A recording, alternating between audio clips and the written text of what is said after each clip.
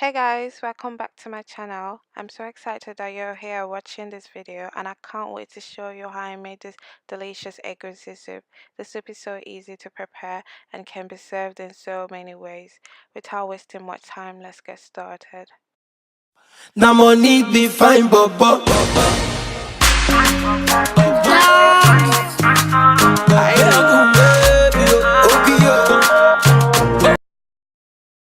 These were the ingredients I used to prepare this soup. So I had 200 grams of egusi, ground egusi, and I had a pepper blend which consisted of onion, 4 scotch bonnet pepper, and 1 red bell pepper. I had to blend this to get a pepper paste. I used dried prawns. I washed these prawns and I removed the heads. I also used, of course, some stockfish. I washed the stockfish and soaked them for a couple of hours, and then the dried fish was washed before drying. Here are some chopped onion. I used Maggi seasoning cube and palm oil, salt, and 200 grams of chopped kale. I also forgot to show a clip of the goat meat I used and also the dried ground shrimp. In a dry pot, add in some oil and allow to get hot. This usually takes about 20 seconds, but it will depend on the intensity of your stove. Add in some chopped onion, stir fry and allow to cook for 30 seconds.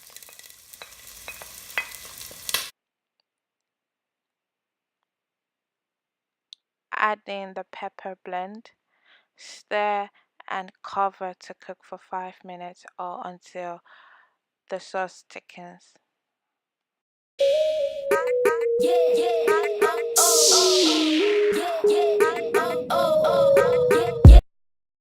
After the sauce has thickened, I added in some ground egusi paste.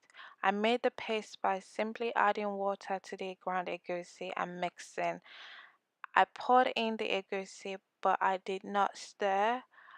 I then reduced the setting on my stove to the lowest setting, to the lowest heat setting, so as to ensure I do not have to stir it and the egusi would not burn. It would just cook at the lowest heat possible. I left this to cook for about 15 minutes. So after 15 minutes, I stirred to check if the egusi was burning and thankfully it wasn't. So I decided to leave it in again for another 10 minutes. And guys, remember it was on my lowest heat setting. So after 10 minutes, I stirred and as you can see from the video, the water has almost dried up, so I decided to add in some water in the blender I used earlier and added it into the soup. I then covered it to cook for a further 5 minutes.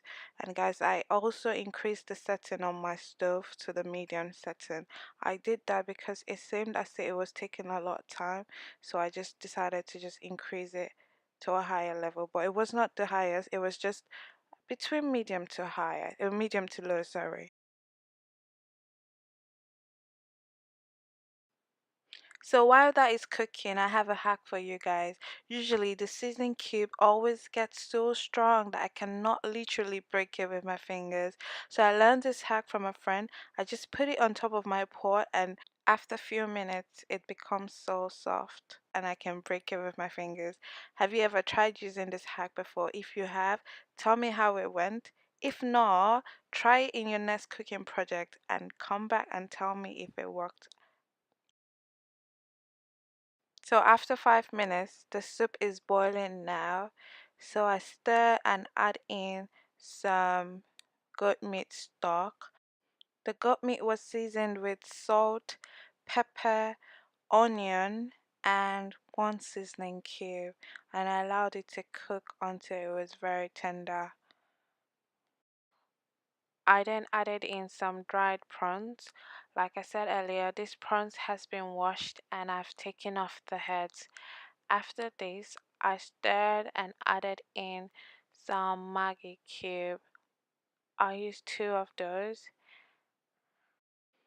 Then I added in some salt, and then I also added in the stockfish and the dried fish. Guys, remember the stockfish was washed and soaked in water for um couple of hours, and then the dried fish was washed, seasoned before drying. After this, I stirred this soup and I then added in the cooked good meat, and I also added in some dried ground shrimp. I stirred and allowed to cook for a few minutes, about 7 minutes, but I actually increased the setting to the highest heat setting. And after that, guys, your delicious soup is almost ready. All you have to do now is stir and add in your choice vegetable. I used the chopped kale from Aldi, but you can obviously use whatever vegetables you prefer, like spinach or whatever. So, guys, after adding in your vegetables, all you have to do now is stir in your soup to incorporate the vegetable with the soup and allow to cook for a few minutes. And yeah, that's it, guys. Your delicious egusi soup is ready to be eaten. I'll usually eat mine like this because I'm trying to cut carbs, but you can just obviously eat it with any swallow of your choice, like eba, pounder yam, or even rice. And that's it, guys. If you found this video helpful, please hit the like button and be sure to share it with your friends or anyone who might benefit from watching this video. And again, be sure to subscribe and click the bell because I make new video tutorials every single week. Finally, do you have any video requests? Make sure you leave it in the comment section below. Thank you so much for watching, guys, and I'll see you back in my next one. Bye bye. Now money be fine, bobo.